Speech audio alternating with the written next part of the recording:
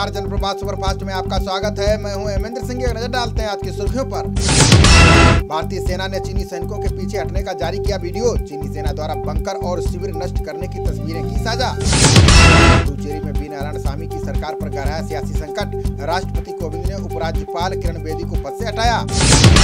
विधायक के इस्तीफे के बाद विपक्ष ने सीएम से मांगा इस्तीफा। नारायणसामी का दावा, सरकार को सदन में हासिल है बहुमत। किसान आंदोलन को लेकर फिर सक्रिय हुई भाजपा और मोदी सरकार। खाप और आंदोलनरत किसान परिवारों को साधने के लिए मांगा रोड मैप। शाह नड्डा की जाट बिरादरी के सांसदों विधायकों के साथ मैराथन बैठक। कई संभावनाओं पर किया गया विचार। तोमर बालियान भी रहे मौजूद। समर्थन जुटाने के लिए पश्चिम बंगाल में भी सभाएं करेंगे किसान नेता। टिकैत बोले, किसानों की आजीविका छीनने वालों को ना दे वोट।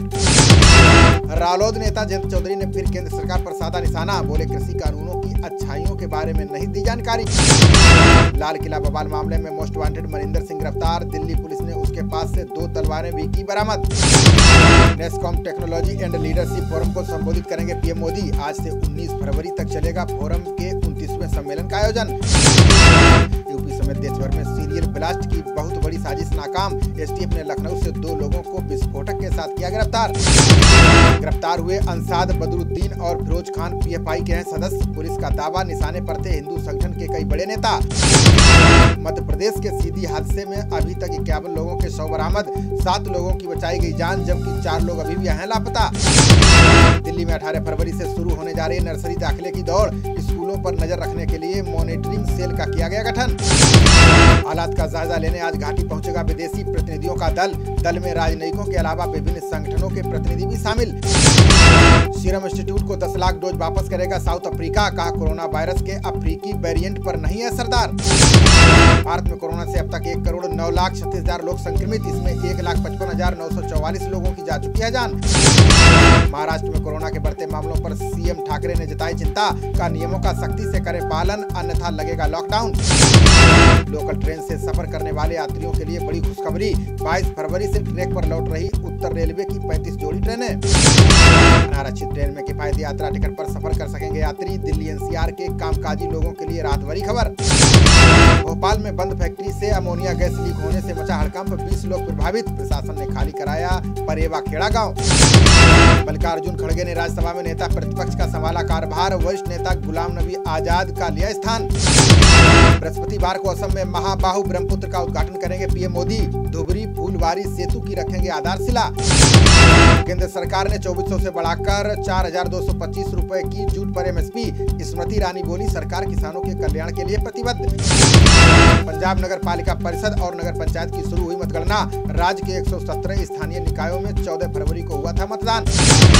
राजस्थान की जोधपुर जेल में बंद आसाराम की बिगड़ी तबीयत। महात्मा गांधी अस्पताल के इमरजेंसी वार्ड में कराया गया भर्ती। भाजपा सांसद अरुण सिंह ने प्रियंका गांधी पर साधा निशाना। बोले, गेहूं और जौ की फसल में अंतर नहीं बता सकती कांग्रेस नेता। जम्मू कश्मीर भाजपा अध्यक्ष रविंद्र रैना ने किया दावा। बोले, पीओके के अवैध कब्जे में है शारदा पीठ, भारत इसे लेगा वापस। सुप्रीम कोर्ट ने मध्य प्रदेश हाई कोर्ट के आदेश पर लगाई रोक। कहा, जूनियर न्यायिक अधिकारी से फ्लर्ट करना स्वीकार आचरण नहीं।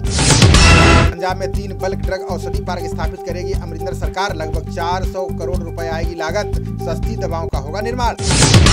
राजदीप सरदेसाई के खिलाफ स्वतः संज्ञान लेने से सुप्रीम कोर्ट का इनकार। उप रजिस्ट्रार बोले, वेबसाइट पर अनजाने में दिखा अवमानना का केस। 2025 तक सड़क दुर्घटनाओं में आएगी 50% की कमी। नितिन गडकरी बोले, 6000 स्थानों को चिन्हित कर किया जाएगा सुधार। जम्मू कश्मीर में अंत्योदय योजना के तहत दालों का होगा मुफ्त वितरण। केंद्र सरकार ने आवंटन को दी मंजूरी। सीएम भूपेश बघेल ने वित्त मंत्री निर्मला सीतारमण से की अपील। बोले, पहले की तरह उत्पाद शुल्क की राशि जारी करे केंद्र सरकार। विदेश मंत्री एस जयशंकर ने साइप्रस के विदेश मंत्री से की बातचीत। दोनों नेताओं ने आर्थिक सहयोग बढ़ाने की जताई प्रतिबद्धता। तमिलनाडु सरकार ने की सूक्ष्म लघु उद्यमों के लिए नई नीति की घोषणा। पलानीस्वामी बोले, औद्योगिक वृद्धि और ज्यादा रोजगार देना है लक्ष्य। दिल्ली की अदालत ने दिल्ली पुलिस को दिया करारा झटका। कहा, असंतुष्टों को चुप कराने के लिए नहीं लगा सकते राजद्रोह कानून।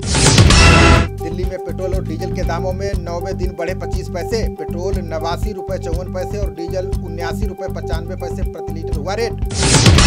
कोरोना टीकाकरण अभियान पर सुनवाई करेगा सुप्रीम कोर्ट। न्यायिक कर्मचारियों को प्राथमिकता देने पर दायर की गई अर्जी। छत्तीसगढ़ की दंतेवाड़ा पुलिस ने 2 इनामी नक्सलियों को किया गिरफ्तार। बीजेपी विधायक भीमा मंडावी की जान लेने में शामिल होने का है आरोप। ब्राजील और अफ्रीका में सामने आया कोरोना वायरस का नया वेरिएंट। बेंगलुरु एयरपोर्ट पर आने वाले यात्रियों का टेस्ट किया गया अनिवार्य। कोरोना के नए वेरिएंट के बहाने राहुल गांधी ने केंद्र सरकार को घेरा। बोले विदेश से आने वालों की जांच के प्रति लापरवाह बनी सरकार। यूपी के महाराजगंज में किसानों के नाम पर किया गया बड़ा फर्जीवाड़ा। फर्जी बैंक अकाउंट खोलकर सरकार को बेच दिया हजारों क्विंटल धान।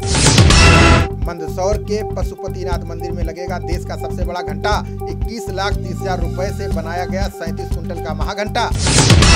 ग्रेटर नोएडा में लगाई जा रही थी फर्जी तरीके से कोरोना वैक्सीन। दादरी पुलिस ने 5 लोगों को वैक्सीन किट के साथ हिरासत में लिया। टूल किट साजिश के मामले में 5वें किरदार की हो गई है एंट्री। दिल्ली पुलिस ने अनीता लाल के शामिल होने का किया खुलासा। केंद्रीय मंत्री रामदास अठावले का झारखंड सीएम पर बड़ा बयान। बोले हेमंत सोरेन परिवार को एनडीए में हो जाना चाहिए शामिल। यूपी विधानमंडल के बजट सत्र के लिए कल होगी सर्वदलीय बैठक। कल होने वाली सर्वदलीय बैठक में सीएम योगी भी रहेंगे मौजूद। त्रिपुरा के सीएम विप्लव देव की टिप्पणी पर नेपाल ने जताई आपत्ति। विप्लव ने श्रीलंका और नेपाल में सरकार बनाने का दिया था बयान। उत्तराखंड के टिहरी झील महोत्सव में शामिल हुए सीएम त्रिवेंद्र। बोले संस्कृति से जुड़े कार्यक्रमों से पर्यटन को मिलेगा बढ़ावा। सीएम योगी ने गोरखपुर में दिव्यांगों को बांटी ट्राईसाइकिल। बोले दिव्यांगों के लिए सरकार ने शुरू की है कई योजनाएं। खबरों का सिलसिला जारी रहेगा, देखते रहिए जनप्रवाद। नमस्कार।